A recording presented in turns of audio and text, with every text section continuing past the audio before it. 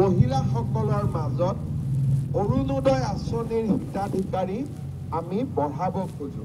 অৰ্থাৎ আজি যদি আমাৰ সৰু পথাৰত 20,000 মহিলাই অৰুণোদয় পায়, এইবাৰ আমি তাক 30,000লৈকে লৈ যাব খোজো, যাতে বেছিতকৈ বেছি মহিলাক আমি অৰুণোদয় আঁচনিৰ সুবিধা দিব পাৰোঁ। অহা 15 তাৰিখৰ পৰা 28 তাৰিখলৈকে আমাৰ গাঁও সভাসমূহ অনুষ্ঠিত হ'ব আৰু এই গাঁও সভাসমূহত নতুন নতুন অৰুণোদয় হিতাধিকাৰী আমি নিৰ্বাচন কৰিম। এইবাৰ আমি হিতাধিকাৰী নিৰ্বাচন কৰোঁতে সমষ্টিটোত যিমানটা পোলিং বুথ আছে সেই পোলিং বুথ অনুসৰি হিতাধিকাৰীসমূহ আমি বিতৰণ কৰি দিছোঁ।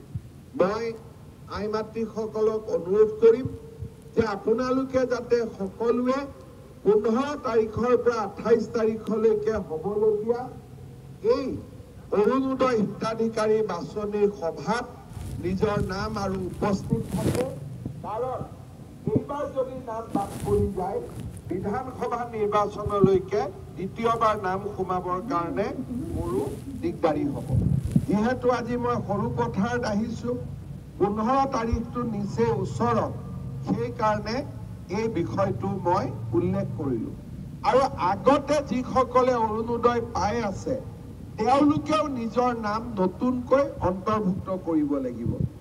আগত যিসকলে পাই আছে তেওঁলোকেও যদি গাঁও সভাত এইবাৰ নিজৰ নামটো লিখাই নলয়, তেতিয়াহ'লে তেওঁলোকে অৰুণোদয় নাপাব। নতুনকৈ নিৰ্বাচিত হোৱা সকলেহে অৰুণোদয় পাব। সেইকাৰণে আগতে যিসকলে অৰুণোদয় পাই আছে তেওঁলোকেও যাতে অৰুণোদয় হিতাধিকাৰী সভাৰ বা হিতাধিকাৰী বাছনি সভাত উপস্থিত থাকে। বাকী আন আজি মই সৰু পথাৰত দিনটো আছোঁ, আন চৰকাৰী আঁচনি বা আমাৰ কি কাম কৰি থাকিব খুজিছোঁ এই বিষয়ে মই আগৰ সভাবোৰত কৈ থাকিম, আপোনালোকক লগ পাই থাকিম। পুনৰ এবাৰ সকলোকে মই বহুত বহুত ধন্যবাদ জনাইছোঁ।